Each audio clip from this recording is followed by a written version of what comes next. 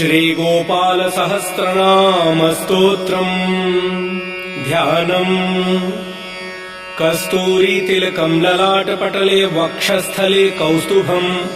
नासाग्रे वरमौक्तिकम् करतले वेणुः करे कङ्कणम् सर्वाङ्गे हरिचन्दनम् सुललितम् कण्ठे च मुक्तावली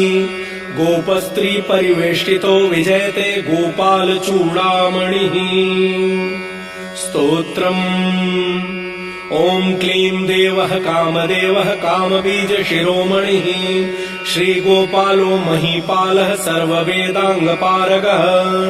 धरणीपालको धन्यः पुण्डरीकः सनातनः गोपतिर्भूपतिः शास्ता प्रहर्ता विश्वतोमुखः आदिकर्ता महाकर्ता महाकालः प्रतापवान् जगज्जीवो जगद्धाता जगद्भर्ता जगद्वसुः मत्स्यो भीमः कुहूभर्ता हर्ता वाराहमूर्तिमान् नारायणो हृषीकेशो गोविन्दो गरुडध्वजः गोकुलेन्द्रो महाचन्द्रः शर्वरी प्रियकारकः कमलामुखलोलाक्ष पुण्डरीकशुभावः दुर्वासाः कपिलो भौमः सिन्धुसारङ्गसङ्गमः गोविन्दो गोपतिर्गोत्रः कालिन्दी प्रेमपूर्वकः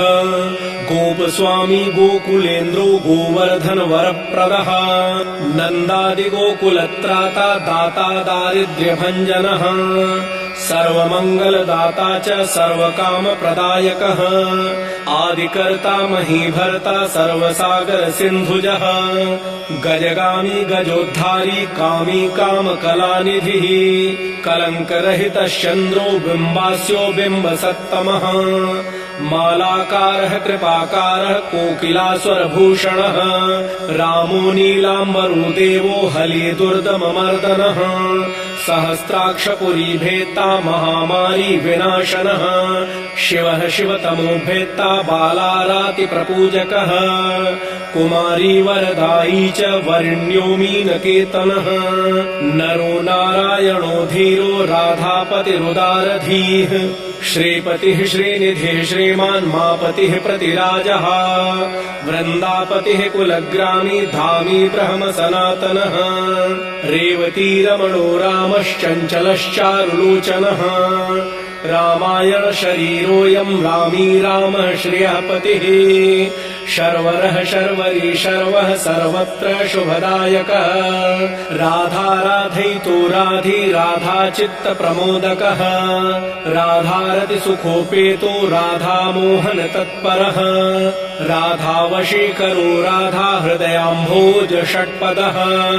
राधालिङ्गन सम्मोहो राधानर्तन कौतुकः राधा सञ्जात सम्प्रीति राधा काम फलप्रदः वृन्दापतिः कोशनिधि कोकशोक विनाशकः चन्द्रापतिश्चन्द्रपतिश्चण्डकोदण्डभञ्जनः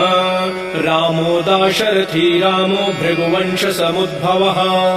आत्मा रामो जितक्रोधो मोहो मोहान्धभञ्जनः वृषभानुर्भवो भावः काश्यपिः करुणानिधिः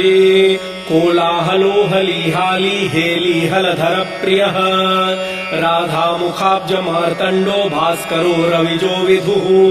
विधिर्विधाता वरुणो वारुणो वरुणी प्रियः रोहिणी हृदयानन्दी वसुदेवात्मजो बली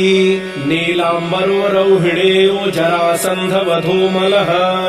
नागो नवाम्भो विरुदो वीरः वरदो बली गोपथो विजयी विद्वान् शिपिविष्टः सनातनः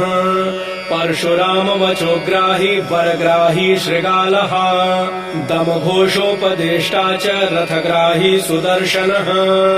वीरपत्नीय शस्त्राता जराव्याधिविघातकः द्वारकावास तत्त्वज्ञो हुताशन वरप्रदः यमुना वेग संहारी नीलाम्बरधरः प्रभुः विभो शरासनो धन्वी गणेशो गणनायकः लक्ष्मणो लक्ष्मणो लक्ष्यो रक्षो वंश विनाशनः वामनो वामनीभूतो वमनो वमनारुहः यशोदानन्दनः कर्ता यमलार्जुन मुक्तिदः उलूखली महामानी दामबद्धा वैषमी भक्तानुकारी भगवान् केशवोचलधारकः केशिहा मधुहा मोहि वृषासुरविघातकः अघासुरविनाशी च पूतना मोक्षदायकः कुब्जा विनोदी भगवान् कंसमृत्युर्महामखी अश्वमेधो वाजपेयो गोमेधो नरमेधवान् कन्दर्पकोटिलावण्यश्चन्द्रकोटिसुशीतलः रविकोटिप्रतीकाशो वायुकोटिमहाबलः ब्रह्मा ब्रह्माण्डकर्ता च कमलावाञ्छितप्रदः कमलाक्षश्च कमलामुखलोलुपः कमलाव्रतधारी च कमलाभः पुरन्दरः सौभाग्याधिकचित्तोऽयं महामायी महोत्कटः तारकारिः सुरत्राता मारीच क्षोभकारकः विश्वामित्रप्रियो दान्तो रामो राजीवलोचनः लङ्काधिपकुलध्वंसी विभीषणवरप्रदः सीतानन्दकरो रामो वीरो वारिधिबन्धनः खरदूषणसंहारी साकेतपुरवासनः चन्द्रावलीपतिः कूलः केशी कंसवधूमरः माधवो मधुहा माध्वी माध्वीको माधवो मधुः मुञ्जाटवी गाहमानो धेनुकारिर्धरात्मजः वंशीवटविहारी च गोवर्धनवनाश्रयः तथा तालवनोद्देशी भण्डारी वनशङ्खः तृणावर्तकथाकारी वृषभानुसुतापतिः राधाप्राणसमो राधा वदनाब्ज मधुव्रतः गोपरञ्जनदैवज्ञो लीलाकमलपूजितः क्रीडाकमलसन्दोहो गोपिका प्रीतिरञ्जनः रञ्जको रञ्जनो रङ्गो रङ्गीरङ्गमहीरुहः कामः कामारि भक्तोऽयं पुराणपुरुषः कविः नारदो देवलो भीमो बालो बालमुखाम्बुजः अम्बुजो ब्रह्मसाक्षी च योगी दत्तवरो मुनिः ऋषभः पर्वतो ग्रामो नन्दी पवनवल्लभः पद्मनाभः सुरज्येष्ठो ब्रह्मा रुद्रो हि भूषितः गणानां त्राणकर्ता च गणेशो ग्रहिलो ग्रही गणाश्रयो गणाध्यक्षः क्रोडीकृतजगत्त्रयः यादवेन्द्रो द्वारकेन्द्रो मथुरावल्लभो धुरी भ्रमरः कुन्तली कुन्ती सुतरक्षी महामखी यमुना वरदाता च काश्यपस्य वरप्रदः शङ्खचूडवधोत्तामो गोपीरक्षणतत्परः पाञ्चजन्यकरो रामी त्रिरामी वनजोज्जयः फाल्गुनः फाल्गुनः सखो विराधवधकारकः रुक्मिणी प्राणनाथश्च सत्यभामां प्रियङ्करः कल्पवृक्षो महावृक्षो दानवृक्षो महाफलः अंकुशो भूसुरो भामो भामको भ्रामको हरिः सरलः शाश्वतो वीरो यदुवंशी शिवात्मकः प्रद्युम्नो बलकर्ता च प्रहर्ता दैत्यः प्रभुः महाधनो महावीरो वनमाला विभूषणः तुलसीदाम शोभाढ्यो जालसन्धर विनाशनः शूरः सूर्यो मृकण्डश्च भास्करो विश्वपूजितः रविस्तमोहावहनिश्च वाडवो वडवानलः दैत्यदर्प विनाशी च गरुडो गरुडाग्रजः गोपीनाथो महीनाथो वृन्दानाथो वरूधकः प्रपञ्ची पञ्चरूपश्च लतागुल्मश्च गोपतिः गङ्गा च यमुना रूपो गोदावेत्रवती तथा कावेरी नर्मदा तापी गण्डकी सरयूस्तथा राजसस्तामसः सत्त्वी सर्वाङ्गी सर्वलोचनः सुधामयो मृतमयो योगिनी वल्लभः शिवः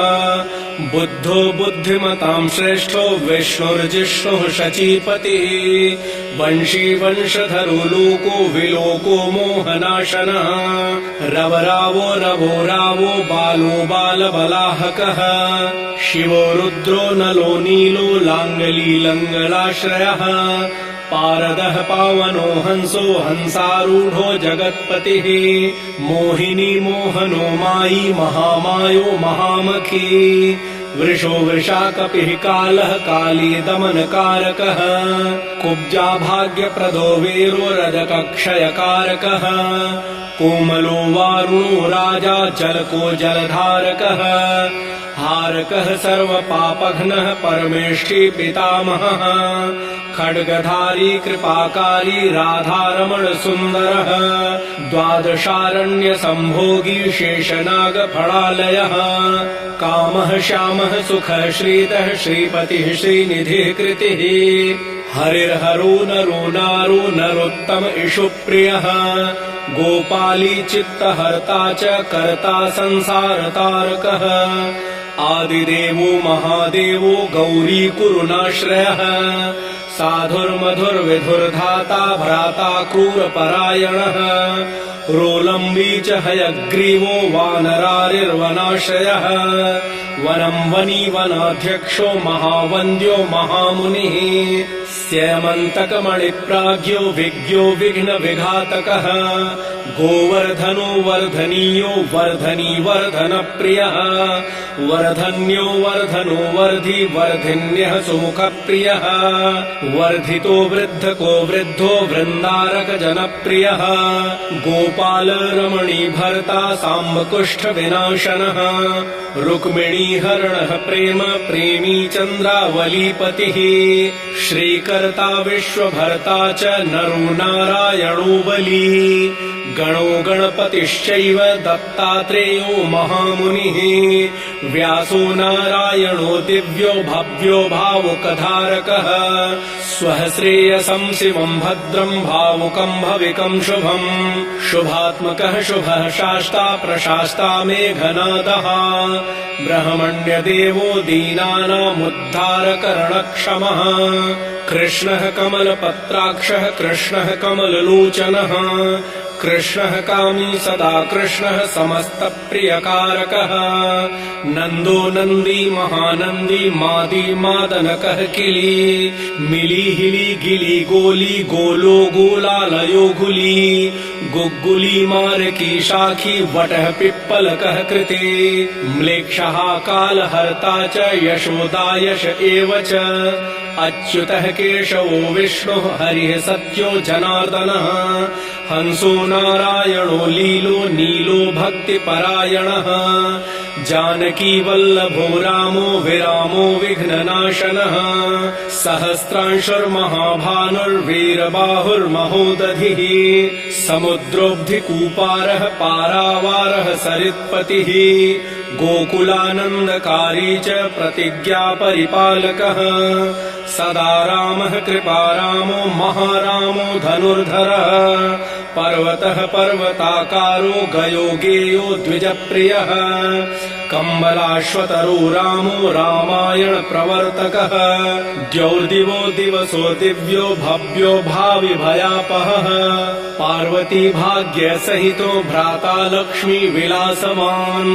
विलासी साहसी सर्वी गर्वी गर्वित लोचनः मुरारिर्लोकधर्मज्ञो जीवनो जीवनान्तकः यमो यमारिर्यमनो यामी याम विधायकः वंशुली पांसुः पाण्डुरर्जुनवल्लभः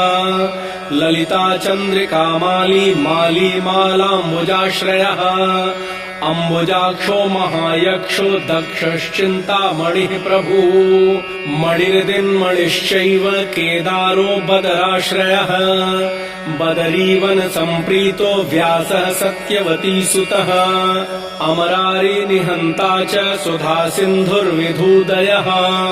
चन्द्रो रविः शिवः शूली चक्री चैव गदाधरः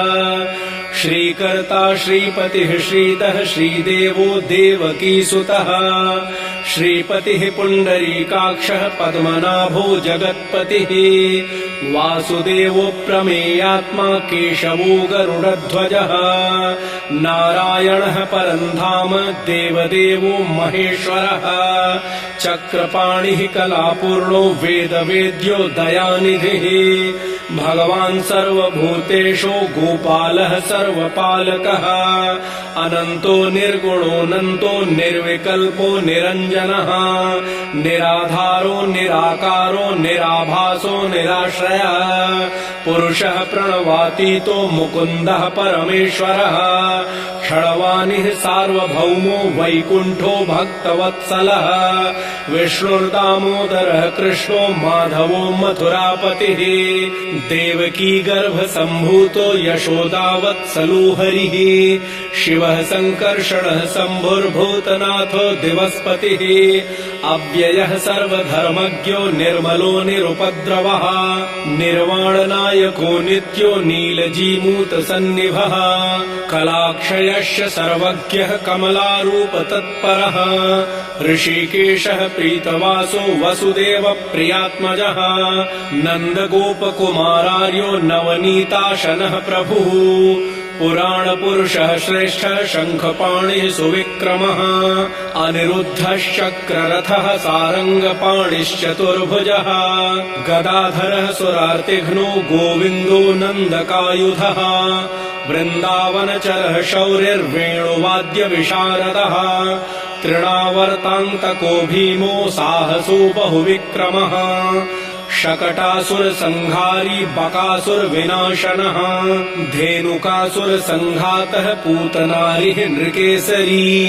पितामहो गुरुः साक्षी प्रत्यगात्मा सदाशिवः अप्रमेयः प्रभुः प्राज्ञो प्रत्यर्कः स्वप्नवर्धनः धन्यो मान्यो भवो भावो धीरः शान्तो जगद्गुरुः अन्तर्यामीश्वरो दिव्यो दैवज्ञो देवता गुरुः क्षीराब्धिशयनो धाता लक्ष्मीवाल्लक्ष्मणाग्रजः धात्रीपतिर्मेयात्मा चन्द्रशेखर पूजितः लोकसाक्षी जगच्चक्षुः पुण्यचारित्रकीर्तनः